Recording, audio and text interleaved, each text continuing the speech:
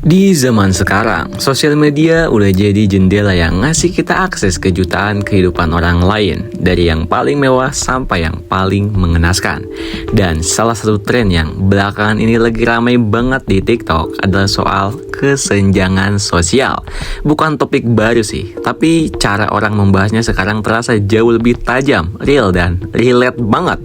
Ada yang ngeluh soal harga makanan yang makin mahal, ada yang ngebandingin gaji UMR sama lifestyle orang-orang di sosial media. Dan ada juga yang bikin konten satir soal anak sultan yang bilang, lagi capek healing ke Jepang dulu. Lucunya semua itu muncul di satu tempat yang sama, satu layar, satu scroll. Kita bisa lihat seseorang yang lagi kerja keras di bawah panas matahari demi uang 100.000. Dan dalam waktu yang sama, lihat anak muda yang unboxing iPhone terbaru sambil bilang, dibeliin mama sih, iseng aja. Disitulah letak kontrasnya. Di zaman digital ini, kesenjangan sosial bukan cuma dirasakan, tapi dipertontonkan. Bukan cuma nyata, tapi viral. TikTok dengan segala algoritmanya yang misterius dan seringkali absurd justru jadi etalase terbaik buat ngelihat jurang perbedaan antara si punya dan si berjuang. Konten orang-orang kaya seringkali tampil dengan pencahayaan sempurna, kamera mahal dan musik estetik yang bikin semuanya kelihatan effortless. Sementara di sisi lain, video orang susah seringkali direkam seadanya, penuh suara bising dan diedit dengan caption seadanya. Tapi anehnya, dua-duanya bisa sama-sama FYP. Dua-duanya bisa sama-sama viral. Bedanya, yang satu sering dikomentarin, inspiratif banget. Sementara yang lain dikomentarin, kok bisa ya hidup segini susahnya.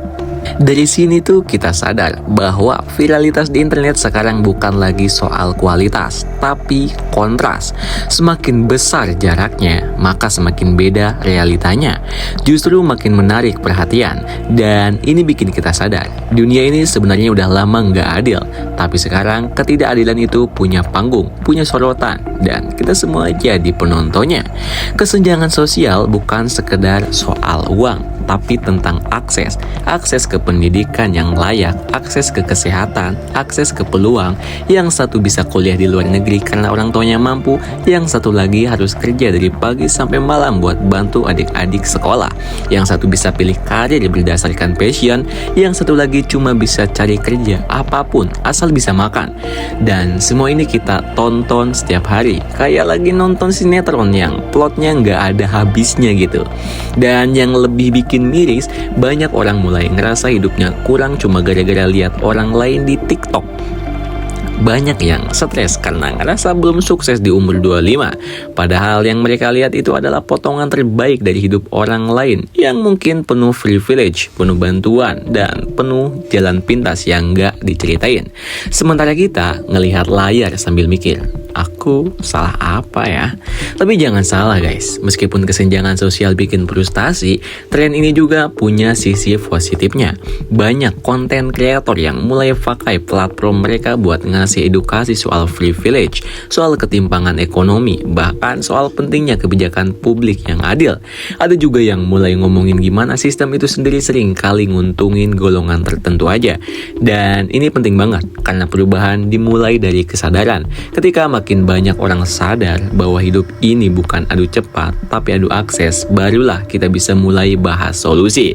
Kita juga mulai belajar bedain mana yang benar-benar kerja keras dan mana yang sebenarnya lahir di garis finish. Bukan buat nyinyir, tapi biar nggak salah persepsi. Supaya generasi kita tuh nggak terus-terusan ngerasa gagal cuma karena belum bisa hidup kayak seleb TikTok yang tiap hari dinner di hotel bintang 5. Karena pada akhirnya, kesenjangan sosial itu bukan masalah individu.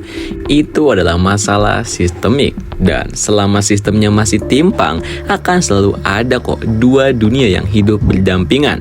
Yang satu di bawah, yang satu di atas. Tapi semuanya ada dalam satu layar. So, saat kalian lagi scroll TikTok dan lihat kehidupan orang yang terlalu mewah atau terlalu sedih, berhenti deh sejenak.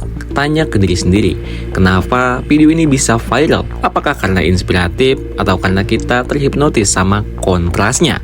Di balik semua tren ini, ada pesan besar yang lagi diam-diam dikirim ke kita semua, bahwa dunia ini memang enggak rata. dunia ini memang gak adil, tapi kita bisa belajar untuk lebih peka, lebih bijak, dan semoga jadi lebih adil gitu. Karena di tengah semua konten viral yang kita tonton, kita tetap punya pilihan kok. Mau cuma jadi penonton atau mulai jadi bagian dari perubahan.